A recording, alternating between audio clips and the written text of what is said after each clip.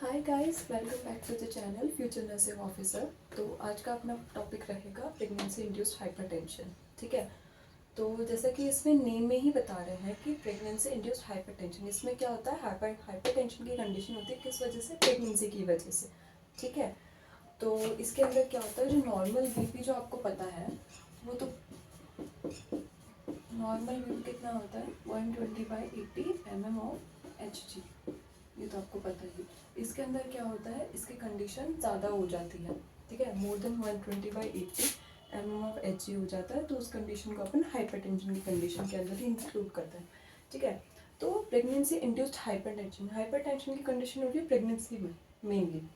तो वो क्यों होती है, कैसे होती है, कब होती है, ठीक है, अपन उन सबसे इस टॉपिक के अंदर डील करेंगे। तो सबसे पहले अपन देखते हैं कि ये कब होती है। ठीक है, तो इसका जो टाइम पीरियड है वो है after 20 weeks of pregnancy.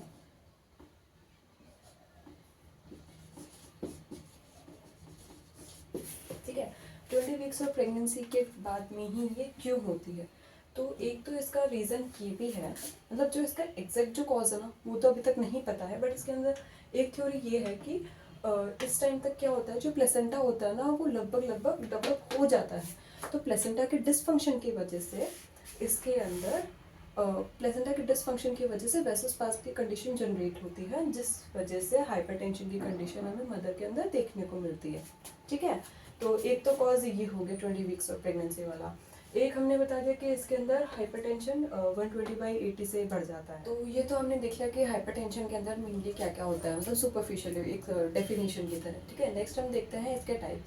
Pregnancy induced hypertension की मेनली ना 3 टाइप्स होते हैं। ठीक है, सबसे पहले आता है गेस्टेशनल,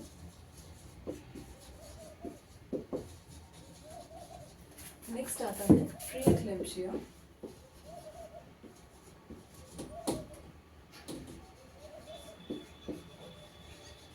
उसके बाद में आता है एक्लेम्पशिया।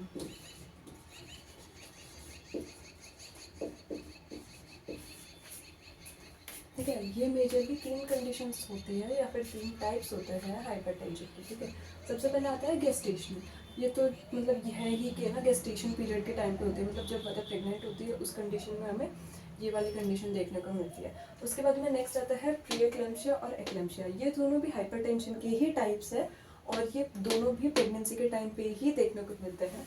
बट ये क्या होता है, ये थोड़ा कॉमन है ना। अगर इसमें और इसमें देखते हैं तो ये थोड़ी एक तो लेस कॉमन है ये दोनों चीज़ें, ऊपर से है ना ये थोड़ी सीवियर फॉर्म में आ जाते हैं। लाइक अगर कॉम्प्लिकेशंस बहुत ज़्यादा बढ़ गई है ना, तो हमें प्री एक्लेम्पशिया और एक्लेम्पशिया वाली कंडीशन के ऊपर जाएंगे।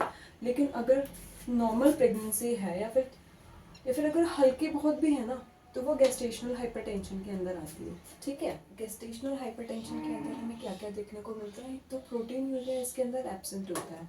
ठीक है, और प्रोटीन यूरिया क्या होता है, यूरिन के अंदर प्रोटीन का आना, उस कंडीशन को प्रोटीन यूरिया कहते हैं, जो हम आगे जब हम इसके पैथोफिजियोलॉजी पढ़ेंगे ना कि कैसे होता है, तो तब इसको हम उसमें डील करेंगे। ओके, नेक्स्ट आता है organ damage sign is present.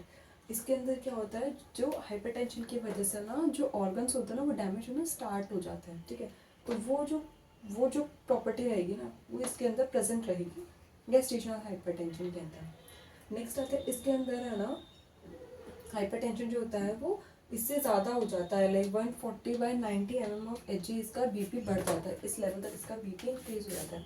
Next आता है प्री एक्लेम्पशिया। ठीक है, प्री एक्लेम्पशिया क्या होता है, एक्लेम्पशिया की जस्ट पहले वाली जो स्टेज होती है वो होती है प्री एक्लेम्पशिया। ठीक है, ये आपने साइकेट्रिक में भी पढ़ा होगा, प्री एक्लेम्पशिया, एक्लेम्पशिया, सीजर्स, कन्वर्जन्स वगैरह। ठीक है, इसके अंदर जो होता है प्रोटीन यूरिया एब्सेंट रहेगा। गेस्टेशनल हाइपरटेंशन के अंदर तो प्रोटीन यूरिया एब्सेंट था, और जो प्री एक्लेम्पशिया वाली कंडीशन है इसके अंदर प्रोटीन यूरिया प्रेजेंट रहेगा।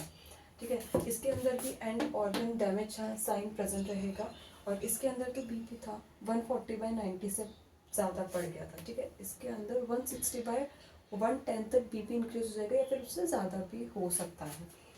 फिर उसके बाद में नेक्स्ट आता है एक्लेम्पशिया वाली कंडीशन। ठीक है, इसके अंदर क्या होता है, preeclampsia plus convergence plus end organ damage sign present रहता है। मतलब एक्लेम्पशिया के अंदर प्री एक्लेम्पशिया वाले सारे साइन सिम्टम्स प्रेजेंट रहेंगे, और उसके साथ में कन्वर्जेंस भी होंगे। ठीक है, जिनको सीजर्स भी बोलते हैं, और जो एंड ऑर्गन डैमेज साइन होगा वो भी इसके अंदर प्रेजेंट रहेगा। तो एक बार मैं वापस रिवाइज करवा देती हूँ। गेस्टेशनल हाइपरटेंशन के अंदर प्रोटीनूरिया एब्सेंट रहेगा एंड ऑर्गन डैमेज साइन, ये वाला जो साइन है ना, ऑर्गन डैमेज साइन, ये है ना तीनों के अंदर प्रेजेंट रहेगा, ठीक है। और प्रोटीन यूरिया जो रहेगा ना, वो गेस्टेशनल के अंदर तो एब्सेंट रहेगा, लेकिन प्री एक्लेम्पशिया और एक्लेम्पशिया के अंदर प्रेजेंट रहेगा। और इसके अंदर जो बीपी होता है ना, वो 140/90 से इंक्रीज हो जाता है। प्री एक्लेम्पशिया वाली कंडीशन के अंदर 160/110 से ज़्यादा बढ़ जाता है, ठीक है। और हाँ, एक ये चीज़ भी है, MMFSG का फुल फॉर्म होता है मिलीमीटर ऑफ मर्क्यूरी, ठीक है। ये जैसे छोटे मोटे अगर जैसे क्वेश्चंस बनते हैं ना, तो उनके अंदर कभी कभी पूछ लेता है। तो प्रेगनेंसी इंड्यूस्ड हाइपरटेंशन का एक दूसरा नाम भी होता है PET, ठीक है, प्री एक्लेम्प्टिक टॉक्सिमिया, ठीक है। तो अभी जैसे हमने इनके टाइप पढ़े थे, गेस्टेशनल हाइपरटेंशन, प्री एक्लेम्पशिया और एक्लेम्पशिया। तो गेस्टेशनल हाइपरटेंशन तो इतना ही था, ठीक है। उसके बाद में हम प्री एक्लेम्पशिया जो होता है, इसको हम थोड़ा डिटेल में पढ़ेंगे, लाइक इसके कॉजेज, डायग्नोस्टिक एवेल्युएशन, बाकी वो सब, ठीक है। तो प्री एक्लेम्पशिया में मैंने क्या क्या बताया था, एक तो इसके अंदर प्रोटीनूरिया एब्सेंट रहेगा, ठीक है। इसका जो बीपी होता है वो 160/110 mmHg से बढ़ जाएगा। और इसके अंदर जो होता है एंड ऑर्गन डैमेज साइन जो होता है वो भी प्रेजेंट रहेगा। प्री एक्लेम्पशिया का अगर आप इंट्रोडक्शन या फिर डेफिनेशन देखो, तो उसके अंदर ये 3-4 पॉइंट्स आप बना के लिख सकते हो, ठीक है। तो नेक्स्ट अब हम उसके कॉजेज देखते हैं, ओके। तो सबसे पहले तो इसका जो एग्जैक्ट कॉज होता है ना, वो तो अभी तक नहीं पता, ठीक है। मतलब किस वजह से है ना ये प्री एक्लेम्पशिया होता है प्रेगनेंसी के दौरान, ये तो अभी तक नहीं पता है।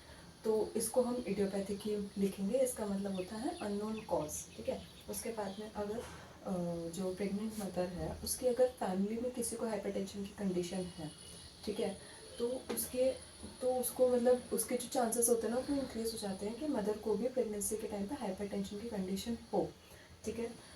फिर उसके बाद में नेक्स्ट आता है प्लेसेंटल एबनॉर्मलिटी। जैसे मैंने बताया था ना अभी पहले कि ना प्लेसेंटा के है ना एबनॉर्मल डिसफंक्शन की वजह से जो होता है वेसोस्पाज्म की कंडीशन अकर होती है, जिस वजह से हाइपरटेंशन कॉज होता है, ठीक है। तो प्लेसेंटल एबनॉर्मलिटी एक कॉज हो गया। फिर उसके बाद में नेक्स्ट आता है प्रीवियस हिस्ट्री। अगर प्रेगनेंसी से पहले ही मदर को हाइपरटेंशन की कंडीशन है, जो कि आजकल बहुत कॉमन है, तो उस वजह से भी प्रेगनेंसी के टाइम पे हाइपरटेंशन की कंडीशन हो सकती है, ठीक है। एक आता है रीनल फेलियर। जब हम पैथोफिजियोलॉजी पढ़ेंगे ना, तब इसका मैं पूरा डिटेल एक्सप्लेनेशन दूंगी, ठीक है। फिर उसके बाद में आता है लिवर डिस्फंक्शन, ठीक है। तो अगर लिवर के अंदर थोड़ी सी भी कोई एबनॉर्मलिटी होती है, फिर लिवर का हल्का सा भी फंक्शन अगर ऊपर नीचे होता है ना, तो वो कहीं ना कहीं बॉडी में जाके अफेक्ट करेगा, ठीक है। तो लिवर डिस्फंक्शन की वजह से भी हाइपरटेंशन की कंडीशन होती है। फिर उसके बाद में आता है नेक्स्ट थ्रोम्बोक्सिन, ठीक है। ये है ना प्लेटलेट्स के अंदर प्रेजेंट होता है। अगर इसका लेवल इंक्रीज हो जाता है, जिसकी वजह से ये वेसोस्पाज्म करवाता है, और जो कि हाइपरटेंशन की कंडीशन को कॉज करता है। मैं एक बार वापस बताती हूँ। थ्रोम्बोक्सिन जो होता है ना, प्लेटलेट्स के अंदर प्रेजेंट होता है, ठीक है। इसके अंदर है ना थ्रोम्बोक्सिन का जो लेवल होता है वो इंक्रीज हो जाता है, जो कि वेसो कॉन्स्ट्रिक्ट करवा देता है, वेसल्स को कॉन्स्ट्रिक्ट कर देता है, जिसकी वजह से हाइपरटेंशन की कंडीशन होती है, ठीक है। नेक्स्ट इसकी आती है पैथोफिजियोलॉजी, ठीक है। मतलब प्री एक्लेम्पशिया के अंदर कैसे होता है ये हाइपरटेंशन की कंडीशन, कैसे कॉज होती है, ठीक है। तो इसके अंदर क्या होता है, इसके अंदर सबसे पहले हम इसमें देखेंगे किडनी से रिलेटेड, ठीक है। अभी मैंने बताया था ना रीनल डिस्फंक्शन, ठीक है, उसमें होता है सबसे पहले आती किडनी, ठीक है। अब हाइपरटेंशन की कंडीशन होगी, ठीक है, तो इसका मतलब ब्लड सप्लाई कम हो जाएगी, ठीक है। तो सबसे पहले क्या होता है, ब्लड फ्लो कम हो जाएगा किडनी के पास में, ब्लड फ्लो कम हो गया, ठीक है। ब्लड फ्लो कम होने से क्या हो जाएगा, जो ग्लोमेरुलर फिल्ट्रेशन रेट होती है किडनी में, वो भी कम हो जाएगी, ठीक है। क्योंकि ब्लड फ्लो ही नहीं जा रहा, तो उसका जो फिल्ट्रेशन रेट है वो अपने आप ही कम हो जाएगी। अब ग्लोमेरुलर फिल्ट्रेशन रेट कम होने की वजह से क्या होता है, जो रीअब्जॉर्प्शन होता है ट्यूब्यूल्स के अंदर वो बढ़ जाएगा,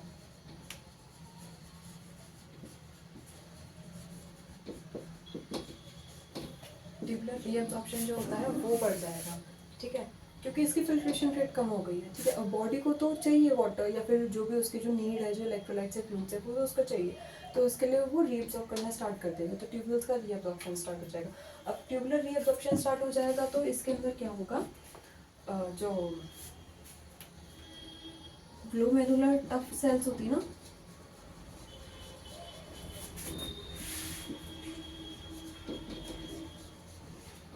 वो डैमेज होना स्टार्ट हो जाएगी। क्यों? क्योंकि उसका जो वर्किंग कैपेसिटी है ना वो इंक्रीज हो गया। अभी जब मैंने इसके अंदर बताया था ना कि एंड ऑर्गन डैमेज साइन इसके अंदर प्रेजेंट होता है, तो वो यही होता है, ठीक है। कोई ना कोई जो ऑर्गन होता है वो डैमेज होना स्टार्ट हो जाता है। तो इसके अंदर क्या होता है, जो ग्लोमेरुलर टफ सेल्स होती है ना वहाँ पे बोमन्स कैप्सूल के आसपास में, तो वो डैमेज होना स्टार्ट हो जाती है, ठीक है। अगर वो डैमेज होना स्टार्ट हो जाती है ना, यहाँ लिख देते हैं ऊपर, आप इसके नीचे ही लिखना, ठीक है। तो ग्लोमेरुलर टफ सेल्स डैमेज होना स्टार्ट हो जाती है, जिसकी वजह से क्या होता है, जो सेल्यूलर परमिबिलिटी हो जाती है वो बढ़ जाती है।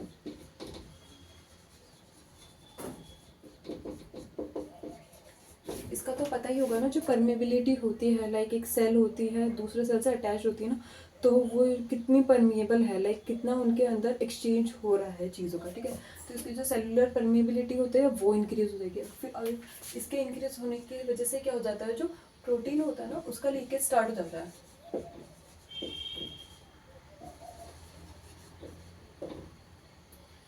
प्रोटीन लीकेज स्टार्ट होने लग जाएगा, जिसकी वजह से हमें कंडीशन देखने को मिलती है प्रोटीन यूरिया।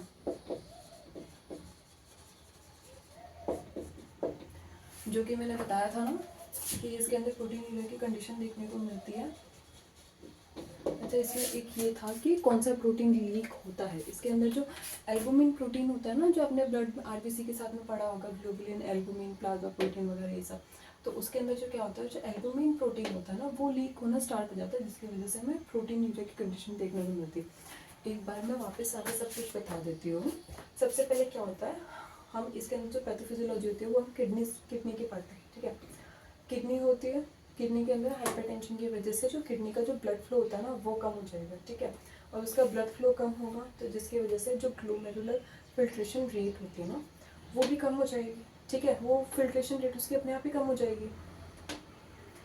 फिर इसकी वजह से क्या होता है, जो ट्यूब्यूल्स के अंदर जो रीअब्जॉर्प्शन कैपेसिटी होती है ना वो इंक्रीज हो जाती है, वो ज़्यादा बढ़ जाती है, क्योंकि फिर बॉडी को ज़्यादा काम करना पड़ता है ना, उसको ज़्यादा फ्लूइड और इलेक्ट्रोलाइट चाहिए, ठीक है। फिर उससे क्या होता है, जो ग्लोमेरुलर टफ सेल्स होती है ना वो डैमेज होना स्टार्ट हो जाती है। क्यों? क्योंकि इसकी वर्किंग कैपेसिटी बढ़ गई है, ठीक है। और हाइपरटेंशन की वजह से वैसे ही इतनी कॉम्प्लिकेशंस होती है। फिर इसकी वजह से ना जो सेलुलर परमेबिलिटी होती है सेल्स की वो इंक्रीज हो जाती है, ठीक है। इसका मतलब क्या होता है, परमेबिलिटी बढ़ने का मतलब है कि अब जो चीज़ें होती हैं ना, जैसे कोई भी मिनरल्स, विटामिन, प्रोटीन हो गए, वो इजीली एक्सचेंज हो सकते हैं। जो जो ब्लड वेसल्स होती है ना उसके अंदर वो इजीली आ जा सकते हैं, ठीक है। जिसकी वजह से क्या होता है, जो एल्बुमिन प्रोटीन होता है ना वो लीक होना स्टार्ट हो जाता है, ठीक है। जिसकी वजह से हमें प्रोटीन यूरिया देखने को मिलता है। इसका मतलब जो होता है, जो एल्बुमिन प्रोटीन होता है ना वो यूरिन के अंदर आना शुरू हो जाता है। क्यों? क्योंकि उसकी परमिबिलिटी जो होता है वो कम हो चुकी है, तो जिसकी वजह से प्रोटीन यूरिया वाली कंडीशन होगी। अच्छा, एल्बुमिन प्रोटीन ही क्यों, ठीक है। जो एल्बुमिन प्रोटीन होता है ना वो क्या करता है, जो वाटर होता है ना उसको ब्लड वेसल्स के अंदर होल्ड करके रखता है, ठीक है। मतलब अगर एल्बुमिन प्रोटीन बॉडी के अंदर रहेगा ना तो उतना ही फ्लूइड बॉडी के अंदर रहेगा। अब एल्बुमिन बॉडी के अंदर है नहीं, वो तो लीक होना शुरू हो गया, तो वाटर को होल्ड कौन करके रखेगा, कोई भी नहीं, ठीक है। तो वाटर जो होता है ना वो एक्स्ट्रा सेलुलर जो स्पेस होता है ना, सॉरी इंटरस्टिशियल जो स्पेस होता है सेल्स के बीच में, ठीक है, वहाँ पे आना शुरू हो जाता है, वहाँ पे कलेक्ट होना शुरू हो जाता है, जिसकी वजह से बॉडी में एडिमा की कंडीशन देखने को मिलती है, जो कि हम आगे साइन सिम्टम्स में पढ़ेंगे, ठीक है। नेक्स्ट आते हैं इसके साइन सिम्टम्स, ठीक है। तो हाइपरटेंशन तो एक साइन सिम्टम है ही, ठीक है, वो भी आप लिख सकते हो। फिर उसके बाद में आता है हेडेक होगा, हेडेक हमें देखने को मिलेगा मदर में, ठीक है। उसमें क्या होता है, उसके बाद में उसके विजन को लेके विजन रिलेटेड इश्यूज भी होंगे, लाइक उसका जो विजन है वो ब्लर हो जाएगा या फिर कम हो जाएगा, ठीक है। क्यों? क्योंकि वैसे कंस्ट्रक्शन है, आई के पास में जो है प्रॉपर ब्लड नहीं जाएगा ना, प्रॉपर ब्लड सर्कुलेशन नहीं हो पाएगा, जिसकी वजह से उसके विजन में प्रॉब्लम भी आ सकती है। उसके बाद में एडिमा हमें देखने को मिलेगा मदर में, ठीक है। एडिमा होगा जो लेग्स में होगा, हैंड्स में रहेगा, फेस पे रहेगा, इन सब एरियाज में एडिमा होगा मदर को। अच्छा, एडिमा कैसे होता है वो मैंने पैथोफिजियोलॉजी में बता ही दिया, ठीक है। नेक्स्ट आता है प्रोटीन यूरिया। यूरिन के अंदर जो होता है प्रोटीन का अमाउंट इंक्रीज हो जाएगा, वो भी मैंने पैथोफिजियोलॉजी में आपको एक्सप्लेन कर दिया। उसके बाद में नेक्स्ट आता है ऑलिक यूरिया। इसके अंदर जो क्या होता है, जो यूरिन का जो अमाउंट है ना वो बहुत ही ज़्यादा कम हो जाएगा हाइपरटेंशन वाली कंडीशन के अंदर। नेक्स्ट आता है पॉलीहाइड्रोम्यूज। अब मदर की बॉडी के अंदर जो फ्लूइड होता है ना वो थोड़ा ज़्यादा बढ़ गया, क्यों? क्योंकि एल्बुमिन तो निकल गया, एल्बुमिन तो वाटर अब होल्ड कर नहीं पाएगा, तो कभी कभी क्या होता है, जैसे मदर के अंदर तो वो फ्लूइड एडिमा तो कॉज करेगा ही, ठीक है, वो पॉलीहाइड्रोमनियस की कंडीशन भी कॉज कर सकता है। लाइक जो फ्लूइड एक्सेस होता है ना, वो बेबी के पास में भी जा सकता है, जिसकी वजह से जो एमनियोटिक फ्लूइड होता है ना वो इंक्रीज हो जाएगा, तो जो कॉज करेगा पॉलीहाइड्रोमियस, ठीक है। फिर उसके बाद में आता है वॉमिटिंग। अच्छा, वॉमिटिंग के अंदर इसमें एक ये स्पेशलिटी है, जो वॉमिटिंग होगी ना वो कॉफ़ी कलर की वॉमिटिंग होगी, ठीक है। क्यों? क्योंकि जो स्टमक होता है ना, गैस्ट्रिक के अंदर हेमरेज की कंडीशन की वजह से कॉफ़ी कलर की वॉमिटिंग हमें हाइपरटेंशन की कंडीशन के अंदर देखने को मिलेगी, ठीक है। और नेक्स्ट आता है ये लिवर एंजाइम इंक्रीज हो जाएंगे। एक जब कॉजेज में मैंने पढ़ाया था कि लिवर डिसफंक्शन होगा, उसके अंदर क्या हो जाएगा, जो लिवर एंजाइम होता है ना, SGOT, SGPT, इनका लेवल जो होता है वो इंक्रीज हो जाएगा, ठीक है। तो ये सारे तो थे मदर के साइन सिम्टम्स, ठीक है। अब ये है बेबी के साइन सिम्टम्स। लाइक बेबी के अंदर भी कौन कौन सी कंडीशन या फिर क्या क्या इफेक्ट हमें हाइपरटेंशन के बेबी में देखने को मिलेंगे, ठीक है। हाइपरटेंशन की वजह से है ना बेबी LBW हो सकता है, ठीक है, लो बर्थ वेट हो सकता है। हाइपरटेंशन की ही वजह से APH वाली कंडीशन हमें बेबी के अंदर देखने को मिल सकती है, एंटीपार्टम हैमरेज, ठीक है। इसके 2 टाइप्स होते हैं, प्लेसेंटा प्रीविया और अब्रप्शियो प्लेसेंटा, वो हम आगे डील करेंगे। नेक्स्ट आता है IUGR, इंट्रायूटेराइन ग्रोथ रिटार्डेशन भी हो सकती है, क्योंकि अगर ब्लड सप्लाई बेबी के पास में कम जाएगी तो फिर उसका जो ग्रोथ होता है ना वो प्रॉपर नहीं हो पाएगा, ठीक है। उसके बाद में बेबी जो होता है प्रीटर्म भी हो सकता है, APH की कंडीशन से भी प्रीटर्म हो सकता है, लेकिन हाइपरटेंशन भी एक कॉज रहेगा प्रीटर्म बेबी का। फिर उसके बाद में हाइपोक्सिया की कंडीशन भी हो सकती है। तो ये जो थे ये अपने सारे बेसिक साइन सिम्टम्स थे, ये एक लक्ष्य। अब नेक्स्ट हम देखते हैं डायग्नोस्टिक एवेल्युएशन की, क्या क्या डायग्नोसिस से हम इन सबको आइडेंटिफाई कर सकते हैं, ठीक है। तो हिस्ट्री कलेक्शन, फिजिकल एग्जामिनेशन, ये तो मतलब आप कोई भी डिजीज कंडीशन ले लो, ये तो हर डायग्नोसिस में लिखना ही है, ठीक है। उसके बाद में आता है यूरिन एनालिसिस, क्यों? क्योंकि प्रोटीन मीडिया को असेस करने के लिए, ठीक है। फिर उसके बाद में ब्लड कल्चर हो गया, ब्लड कल्चर हम करा सकते हैं। उसके बाद में हो गया ऑप्थेल्मोस्कोपिक एग्जामिनेशन। ये वैसे ज़रूरी नहीं है कि ये करवाएं ही, लेकिन अगर मदर को विजन में प्रॉब्लम आ रही है तो हमें ये ऑप्थेल्मोस्कोपिक एग्जामिनेशन हम करवा सकते हैं। फिर उसके बाद में आ गया किडनी से रिलेटेड है तो रीनल फंक्शन टेस्ट हम करा सकते हैं, लिवर से रिलेटेड है तो भी हम लिवर फंक्शन टेस्ट भी करवा सकते हैं। ये एक पॉइंट रह गया था, रोल ओवर टेस्ट, ठीक है। ये हम किस लिए करते हैं, जैसे नॉर्मली होता है ना, कोई भी पेशेंट हो, ठीक है, तो अगर वो साइड पोजीशन में है या फिर लेटरल पोजीशन में है ना, तो अगर हम उसको सुपाइन पोजीशन के अंदर मूव करते हैं तो नॉर्मली तो क्या होता है, BP कम होता है, ठीक है। लेकिन इसके अंदर क्या होता है ना, अगर उसको प्रेगनेंसी इंड्यूस हाइपरटेंशन वाली कंडीशन है तो हम मदर को ना पहले रखेंगे लेफ्ट लेटरल पोजीशन में, मतलब साइड पोजीशन में, ठीक है।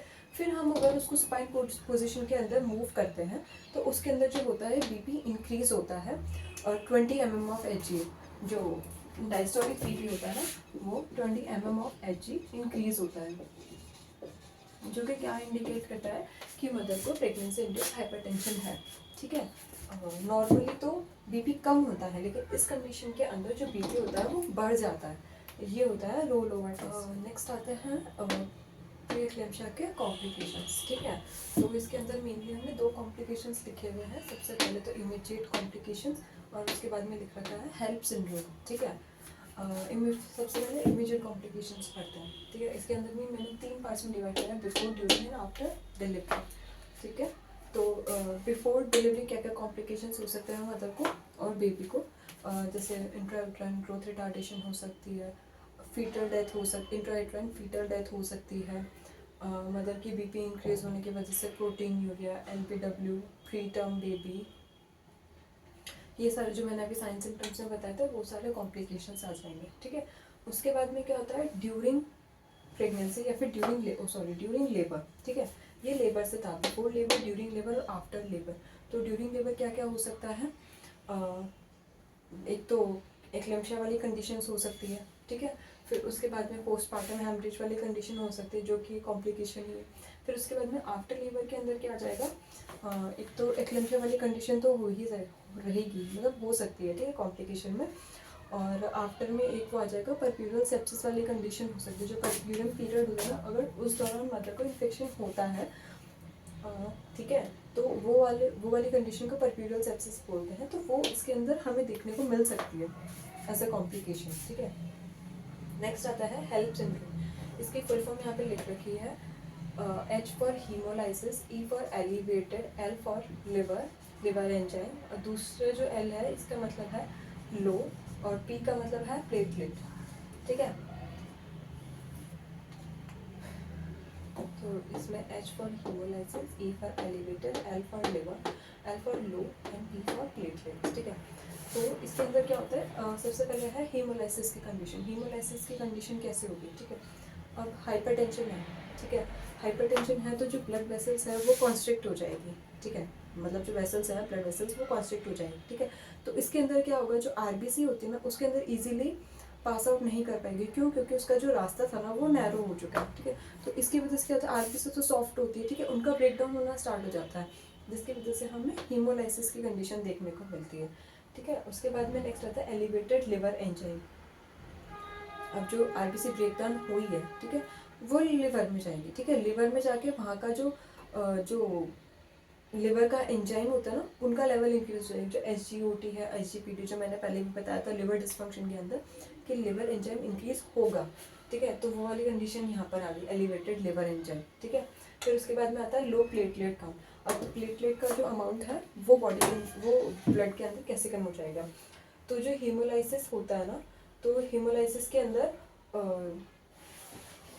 जो ब्लड वेसल्स क्या सॉरी आरबीसी जो है उनके ब्रेकडाउन होने की वजह से बॉडी के अंदर ना इंटरनल ब्लीडिंग स्टार्ट हो जाती है, ठीक है। जिसकी वजह से क्या होता है, जो प्लेटलेट्स है ना उस पार्ट पे जाएगी उस ब्लीडिंग को रोकने के लिए। तो जो प्लेटलेट होता है ना वो ब्लड के अंदर तो कम हो गया ना, क्यों, क्योंकि वो जो प्लेटलेट का अमाउंट था वो तो उस पर्टिकुलर जगह पे चला गया ना उस इंटरनल ब्लीडिंग को हील करने के लिए। तो इसका मतलब जो अदर ऑर्गन्स है, अदर जो पार्ट है उसके अंदर तो प्लेटलेट का लेवल कम हो गया ना, तो उस कंडीशन को बोलेंगे लो प्लेटलेट काउंट, ठीक है। समझ में आया, haemolysis, elevated liver enzyme, low platelet count, ये तीनों अलग नहीं है, ये इसी में है, ठीक है। कभी कभी शॉर्ट नोट्स के अंदर भी पूछे जाते हैं, वैसे तो बहुत कम चांसेस है इसको शॉर्ट नोट में पूछे, लेकिन अगर आपके प्रेगनेंसी इंड्यूस हाइपरटेंशन का 16 नंबर का लॉन्ग क्वेश्चन आता है तो आपको ये ज़रूर लिख के आना है। लास्ट पार्ट आता है मैनेजमेंट का, ठीक है। तो मेडिकल मैनेजमेंट, नर्सिंग मैनेजमेंट और सर्जिकल मैनेजमेंट में इसकी कोई रिक्वायरमेंट है नहीं, और इसके अंदर जो प्रोफाइलेक्टिक मैनेजमेंट होता है ना, मतलब प्रिवेंशन, वो भी हमने इसी में ऐड ऑन कर दिया, ठीक है। तो मेडिकल मैनेजमेंट में अगर इसका एग्जैक्ट कॉज तो है नहीं, ठीक है। तो जो फैक्टर्स जो साइन सिम्टम्स आ रहे हैं एटलीस्ट हम उनको तो ट्रीट कर ही सकते हैं, ठीक है। तो सबसे पहले हाइपरटेंशन है तो एंटी हाइपरटेंसिव ड्रग्स देते हैं जिसकी वजह से जो हाइपरटेंशन होती है उसको हम कम कर सकें। इसके अंदर आ जाएगी जैसे लेबिटालॉल आ जाएगी, मिथाइल डोपा आ जाएगी, और इनसे भी नहीं हो रहा है फिर जिनको एलर्जी है ना इन सारी मेडिसिन से, तो उसके लिए निफेडिपिन भी है, ठीक है। ये सारी एंटी हाइपरटेंसिव ड्रग्स आ जाएगी। फिर उसके बाद में बॉडी के अंदर जो फ्लूइड का लेवल होता है ना वो इंक्रीज हो गया था ना एल्बुमिन के कम होने की वजह से, तो उसके लिए हम डायूरेटिक्स दे सकते हैं, जो फ्रूसेमाइड हो गया, लेसिक्स हो गया, ये सारे डायूरेटिक्स आ जाएंगे, ठीक है। फिर उसके बाद में आता है सेडेटिव्स। सेडेटिव्स के अंदर आ जाएगा जैसे ना डाइजेपाम हो गया, फिनोबार्बिटल हो गया, ये सारे सेडेटिव्स हम मदर को दे सकते हैं। उसके बाद में आता है लेक्सेटिव्स। लेक्सेटिव्स हमें तभी देने हैं जब मदर को कॉन्स्टिपेशन की कंडीशन हो। लेक्सेटिव्स में हम मेनली देते हैं मिल्क ऑफ मैग्नीशिया प्रेफर करते हैं मदर को देने, ठीक है। ये सारे हो गए मेडिकल मैनेजमेंट। उसके बाद में आता है नर्सिंग मैनेजमेंट। नर्सिंग मैनेजमेंट के अंदर बड़ी सारी बेसिक चीज़ आती है। हमें एक बैलेंस डाइट प्रोवाइड करनी है मदर को, प्रॉपर रेस्ट प्रोवाइड करना है, फ्लूइड एंड इलेक्ट्रोलाइट का जो लेवल है वो मेंटेन करके रखना है, कैल्शियम के सप्लीमेंटेशन भी प्रोवाइड करने हैं मदर को, और वाइटामिन के सप्लीमेंटेशन हमें मदर को देने हैं। जो प्रॉपर जो एक्सरसाइज होती है प्रेगनेंसी के टाइम पे जो हम मदर को करनी चाहिए उसके बारे में हमें मदर को बताना है। और जो प्रॉपर जो ANC विजिट होती है ना, एंटीनेटल केयर विजिट होती है, वो मदर को बताना है कि मिनिमम 4 तो होती ही है, बाकी अगर उसके सीवियर मतलब उसके हाइपरटेंशन का कॉम्प्लिकेशन है तो मदर को 4 से ज़्यादा बार तो चेकअप के लिए जाना ही चाहिए ड्यूरिंग होल प्रेगनेंसी, ठीक है। फिर उसके बाद में ये प्रिवेंटिव मैनेजमेंट आ जाता है। मदर को जो है लो सॉल्ट डाइट देनी है, प्रॉपर न्यूट्रिशन प्रोवाइड करवाना है, अल्कोहल स्मोकिंग को अवॉइड करना है, प्रॉपर रेस्ट लेना है, जो मेडिसिन जो दी है वो टाइम टू टाइम लेनी है, और प्रॉपर टाइम टू टाइम खुद का और BP का चेकअप करवाना चाहिए, ठीक है। तो ये सारी जो बेसिक चीज़ें होती हैं जिनसे हम जो हाइपरटेंशन वाले कॉम्प्लिकेशन है इसको हम कम्प्लीटली दूर तो नहीं कर सकते, लेकिन जो इसके रिस्क फैक्टर्स होते हैं ना हम एटलीस्ट उनको तो कम कर सकते हैं ताकि जो प्रेगनेंसी है वो स्मूथली हो जाए, ठीक है। तो ये था इसका मैनेजमेंट। अब नेक्स्ट हम चलते हैं, ये तो हो गया प्री एक्लेम्पशिया, ठीक है, गेस्टेशनल वाला बता दिया, प्री एक्लेम्पशिया वाला बता दिया। अब लास्ट बचता है अपना एक्लेम्पशिया। तो प्री एक्लेम्पशिया हो गया, अब नेक्स्ट ना अपना आता है एक्लेम्पशिया, ठीक है। तो एक्लेम्पशिया के अंदर हमने वहाँ पे क्या क्या लिखा था, एक तो इसके अंदर प्री एक्लेम्पशिया होता है, उसके साथ में कन्वर्जेंस भी होता है, और उसके साथ में जो एंड ऑर्गन डैमेज साइन था वो तो प्रेजेंट था, ठीक है। तो इसके अंदर जो क्या होता है, जो बीपी होता है ना वो 160/110 से तो ज़्यादा होता ही है, ये तो पहले ही बता दिया था, ठीक है। एक इसके अंदर क्या होता है, कन्वर्जेंस प्रेजेंट होता है। अच्छा, इसके अंदर जो कन्वर्जेंस होता है ना वो पहले नहीं आता है, वो आता है थर्ड ट्राइमेस्टर के अंदर, और थर्ड ट्राइमेस्टर में भी स्पेसिफिकली आफ्टर 36 वीक्स, ठीक है। इसके अंदर कन्वर्जेंस जो होंगे 36 वीक्स के बाद में आएंगे। और इसके अंदर जो ये पर्टिकुलर वर्ड है ना एक्लेम्पशिया, ठीक है, ये ना एक ग्रीक वर्ड से लिया गया है, जिसका मतलब है फ्लैश ऑफ लाइटनिंग,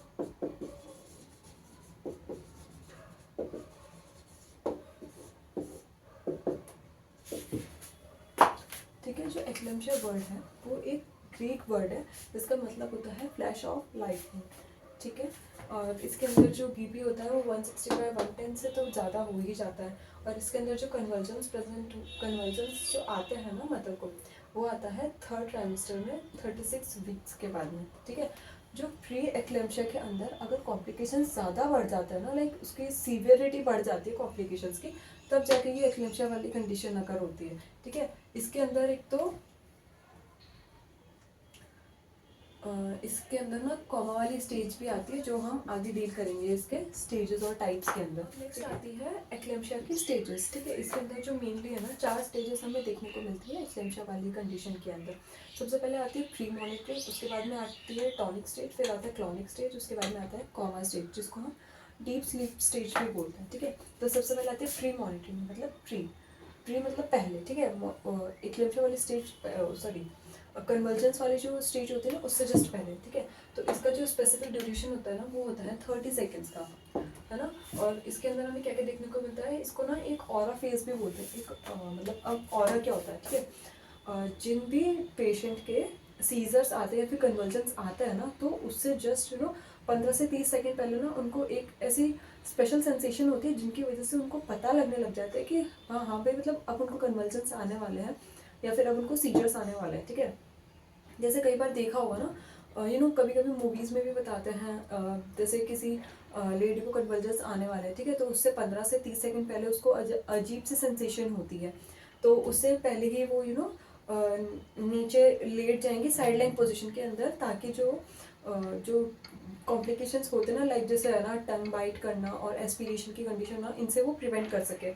तो उस फेस को जो है ऑरा फेस बोलते हैं। इसका मतलब हमें पहले मतलब कुछ वो सेंसेशन पता कुछ भी हो सकती है, लाइक कोई स्पेशल स्मेल हो गई या फिर अंदर से कोई बॉडी में टिंगलिंग सेंसेशंस हो गए, वो जो होते हैं सेंसेशंस वो ऑरा फेस के अंदर आते हैं। उसके बाद में नेक्स्ट आता है जो आइज होती है ना उनका रोलिंग बैक होने लग जाता है, ठीक है, जिस कंडीशन को हम ऑक्यूलोमोटर गायरी भी बोलते हैं।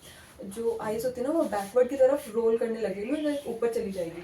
फिर उसके बाद में आता है ट्विस्टिंग, जो फेस होता है, हैंड्स होता है, जो लिम्स होता है ना अपने, उनकी क्या हो जाती है, उन मसल्स में ना ट्विस्टिंग हो जाती है, ठीक है। ये होता है प्री मॉनिटरिंग स्टेज के अंदर। फिर उसके बाद में नेक्स्ट आता है टॉनिक स्टेज। इस टॉनिक स्टेज की जो ड्यूरेशन होती है वो होती है 15 to 30 सेकेंड्स, ठीक है। इसके अंदर जो क्या होता है, जो जैसे टॉनिक क्या होता है, मतलब टोन होती है ना मसल की, लाइक किसी भी चीज़ को होल्ड करने की कैपेसिटी, या फिर लाइक मैंने ये मार्कर होल्ड कर रखा है, ठीक है, तो ये मेरी मसल्स की टोनिसिटी है कि मैं इसको होल्ड कर पा रही हूँ। अगर ये टोनिसिटी नहीं रहेगी तो ये जो मार्कर है वो अपने आप मेरे हाथ से गिर जाएगा, लाइक मैं किसी चीज़ को होल्ड भी नहीं कर पाऊंगी, ठीक है। तो ये होता है टॉनिक स्टेज। इसके अंदर क्या होता है, जो मसल्स होते हैं ना एकदम टाइट हो जाती है। अब जैसे टोनिसिटी ऐसे है ना, और इस टाइम पे सीजर्स है ना, तो वो ऐसी ही रहेगी जो मसल्स की टोनिसिटी है, ठीक है।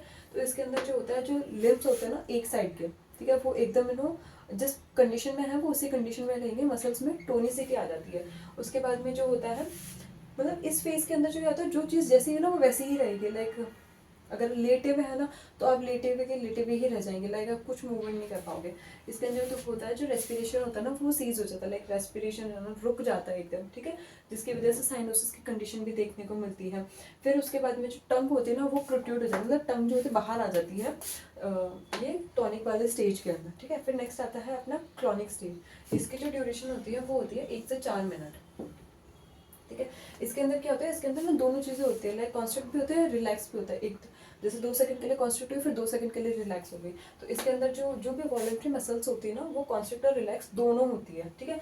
फिर उसके बाद में जो होता है जो मसल्स होती है ना अपने जो लिम्स होते हैं, फेस होता है, उसकी जो मसल्स होती है ना जिसमें ट्विस्टिंग देखने को मिलती है। फिर उसके बाद में जो होता है इसके अंदर ब्लड स्टेन सिक्रेशन आने लग जाएंगे, मतलब जो भी सिक्रेशन बॉडी से आएंगे ना उसके अंदर ब्लड हमें देखने को मिलेगा।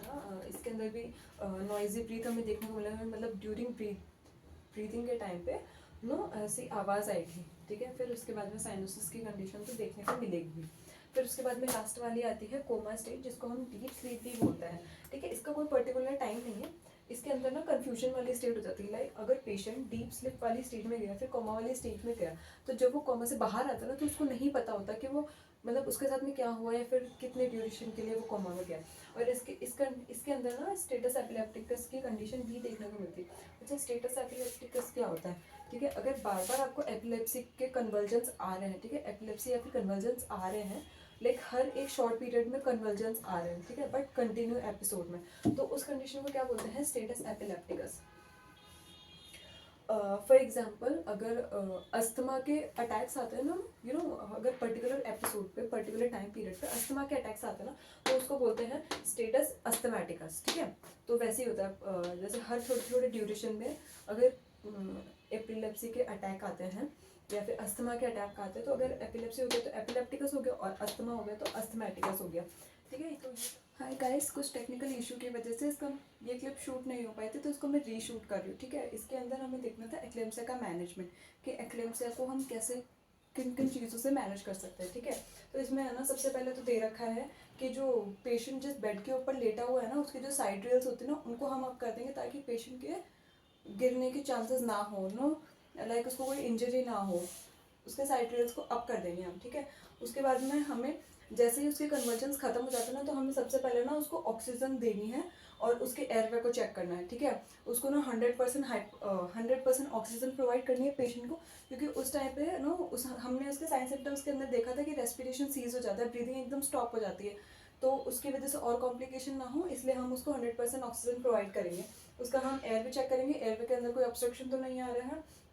हम और भी चीज़ें असेस करेंगे, हम उसका फिजिकल एग्जामिनेशन भी करेंगे कि उसको कहीं कोई इंजरी तो नहीं हुई है ड्यूरिंग कन्वर्जेंस, ठीक है। और ड्रग के अंदर इसमें हमें सिर्फ एक ड्रग बताई गई है MgSO4 मैग्नीशियम सल्फेट, ठीक है, इसके अंदर हम यही ड्रग दे सकते हैं।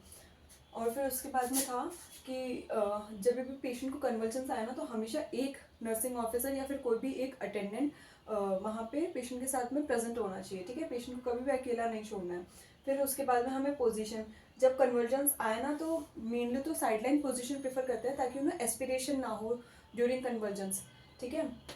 और फिर ऑक्सीजन का मैंने बता ही दिया कि ना जैसे उसको कन्वर्जेंस खत्म हो जाए तब हम उसको 100% ऑक्सीजन प्रोवाइड करेंगे। ऑक्सीजन प्रोवाइड करने के बाद में हम फीटल हार्ट रेट भी चेक करेंगे। ये इसलिए चेक करेंगे कहीं बेबी को भी तो असेस करना ज़रूरी है ना, कहीं उसको तो कोई कॉम्प्लिकेशन नहीं होगी या फिर उसको तो कहीं कोई इंजरी नहीं होगी। फिर उसके बाद में लास्ट में हम पेशेंट के वाइटल साइन चेक करेंगे। तो ये था अपना एक्लेम्सिया का मैनेजमेंट, ठीक है। ये अपना लास्ट पोर्शन आता है प्रेगनेंसी इंड्यूस हाइपरटेंशन का। इसके अंदर हम 3 कंडीशंस देखेंगे, ठीक है, तीनों बहुत इंपॉर्टेंट कंडीशंस है, इसको ध्यान से पढ़ना, ठीक है। सबसे पहली कंडीशन आती है सॉरी सबसे पहली कंडीशन आती है जिसके अंदर जो प्रेगनेंसी होती है ना वो 37 वीक से ज़्यादा हो गई, ठीक है। सेकेंड कंडीशन आती है प्रेगनेंसी है जो 37 वीक से कम है। और जो थर्ड कंडीशन होती है ये बहुत ही ज़्यादा वर्स्ट कंडीशन है, इसके अंदर जो फिट्स है कन्वर्जेंस है वो प्रेजेंट है, ठीक है। अब इन तीनों कंडीशन से डील करेंगे। सबसे पहले जो फर्स्ट प्रेगनेंसी होती है ना जो 37 वीक से ज़्यादा है, इसके अंदर हम क्या कर सकते हैं, प्रेगनेंसी टर्मिनेट करवा सकते हैं। क्यों? क्योंकि अब ये टर्म प्रेगनेंसी के अंदर आ चुका है, मतलब अब अगर बेबी का बर्थ करवाते हैं तो वो टर्म में ही आ जाएगा, तो इसकी वजह से ज़्यादा कॉम्प्लिकेशंस नहीं होंगी, ठीक है। इसके अंदर हम प्रेगनेंसी टर्मिनेट करेंगे। प्रेगनेंसी टर्मिनेट दो तरीके से करवा सकते हैं। एक तो होगी वेजाइनल डिलीवरी, ठीक है, और अगर वेजाइनल डिलीवरी कॉन्ट्रा इंडिकेटेड है, अगर वेजाइनल डिलीवरी में कोई कॉम्प्लिकेशन आ रही नहीं करवा सकते हैं तो हम सी सेक्शन करवाएंगे, ठीक है। फिर और अगर ये नहीं हो सकता तो हम लेबर इंड्यूस करवाएंगे, ठीक है। लेबर हम कैसे इंड्यूस करवाएंगे, जब लेबर इंड्यूस करवाएंगे ना तो उसमें हम सबसे पहले सर्विक्स कंडीशन देखेंगे कि सर्विक्स फेवरेबल है या नहीं है। अगर सर्विक्स फेवरेबल है, ठीक है, तो हम क्या करेंगे, आर्टिफिशियल रप्चर ऑफ मेम्ब्रेन करेंगे। उसके बाद में हम ऑक्सीटोसिन प्रोवाइड करेंगे और ऑक्सीटोसिन प्रोवाइड करने के बाद में हम बेबी को डिलीवर करवा देंगे। और अगर सर्विक्स फेवरेबल नहीं है तो हम सी सेक्शन करवाएंगे, ठीक है। ये हो गई फर्स्ट कंडीशन। फिर उसके बाद में सेकेंड कंडीशन आती है जब प्रेगनेंसी जो है 37 वीक से कम है, ठीक है। तो इसके अंदर क्या होगा, एक तो हम प्रेगनेंसी कंटिन्यू कर सकते हैं अगर कॉम्प्लिकेशंस नहीं है तो, और अगर हमें टर्मिनेट करवानी है प्रेगनेंसी तो इसमें वही सेम वाली कंडीशन आ जाएगी। प्रेगनेंसी को टर्मिनेट करवाना है तो सबसे पहले सर्विक्स देखना पड़ेगा। अगर सर्विक्स फेवरेबल है तो उसके अंदर हम आर्टिफिशियल रप्चर ऑफ मेम्ब्रेन करेंगे, ऑक्सीटोसिन प्रोवाइड करेंगे और डिलीवरी करवा देंगे। लेकिन अगर सर्विक्स फेवरेबल नहीं है तो प्रोस्टाग्लैंडिन जेल देंगे, फिर उसके बाद में आर्टिफिशियल रप्चर ऑफ मेम्ब्रेन करवाएंगे, ऑक्सीटोसिन देंगे और फिर वेजाइनल डिलीवरी करवा देंगे, ठीक है। इसके अंदर तो सर्विक्स फेवरेबल नहीं था तो हम डायरेक्ट सी सेक्शन करवा दिए थे, ठीक है। लेकिन इसके अंदर तो 37 वीक से कम है ना ड्यूरेशन, तो इसके लिए हमें प्रोस्टाग्लैंडिन जेल देके फिर उसके बाद में ये आगे का प्रोसीजर कंटिन्यू करना पड़ेगा। लेकिन अगर मदर को प्रेगनेंसी कंटिन्यू करनी है, अगर नहीं आ रही उसको कॉम्प्लिकेशन, तो हम वेजाइनल डिलीवरी करवा सकते हैं। लेकिन अगर वेजाइनल डिलीवरी कॉन्ट्रा इंडिकेटेड है तो हम सी सेक्शन करवाएंगे, ठीक है। फिर उसके बाद में लास्ट आती है थर्ड कंडीशन। इसके अंदर क्या होता है, ये दो कंडीशन होगी, इसको मैं अलग कर देती हूँ। फिर उसके बाद में लास्ट आता है थर्ड कंडीशन, जिसके अंदर जो है जो कन्वर्जन्स है वो बहुत ज़्यादा सीवियर है, प्रेजेंट है, और जो मदर की कंडीशन है बहुत ज़्यादा वर्स है, ठीक है। तो इसके लिए हम फटाफट प्रेगनेंसी को टर्मिनेट करवाएंगे, वेजाइनल डिलीवरी करवाएंगे, और अगर वेजाइनल डिलीवरी कॉन्ट्रा इंडिकेटेड है या फिर कोई कॉम्प्लिकेशन आ रही है तो हम सी सेक्शन के ऊपर जाएंगे, ठीक है। तो ये 3 कंडीशंस हो गई। अगर प्रेगनेंसी 37 वीक से कम है, ज़्यादा है, तो हम प्रेगनेंसी टर्मिनेट करवा सकते हैं। अगर प्रेगनेंसी 37 वीक से कम है तो मदर के डिसीजन के ऊपर डिपेंड करता है, या तो हम प्रेगनेंसी कंटिन्यू कर सकते हैं या फिर प्रेगनेंसी टर्मिनेट करवा सकते हैं। और ये आ गई थर्ड कंडीशन, ठीक है। तो आई होप आपको आज का टॉपिक क्लियर हुआ होगा, ठीक है। तो आज की क्लास को यहीं ख़त्म करते हैं, ठीक है। अगर कोई भी प्रॉब्लम हो तो डू कमेंट, हम आपको रिप्लाई करने का पूरा ट्राई करेंगे, ठीक है। वीडियो को लाइक करना, चैनल को सब्सक्राइब करना, ठीक है। And before ending this video I would love to thank you all guys, ठीक है, जिन्होंने मेरे फर्स्ट वीडियो को इतना ज़्यादा प्यार दिया, थैंक यू सो मच, ठीक है। और नेक्स्ट टॉपिक किस पे चाहिए, नेक्स्ट वीडियो किस टॉपिक के ऊपर चाहिए वो भी मुझे कमेंट्स में बता देना, ठीक है। नेक्स्ट क्लास उसके ऊपर बना देंगे, ओके। Thank you, bye.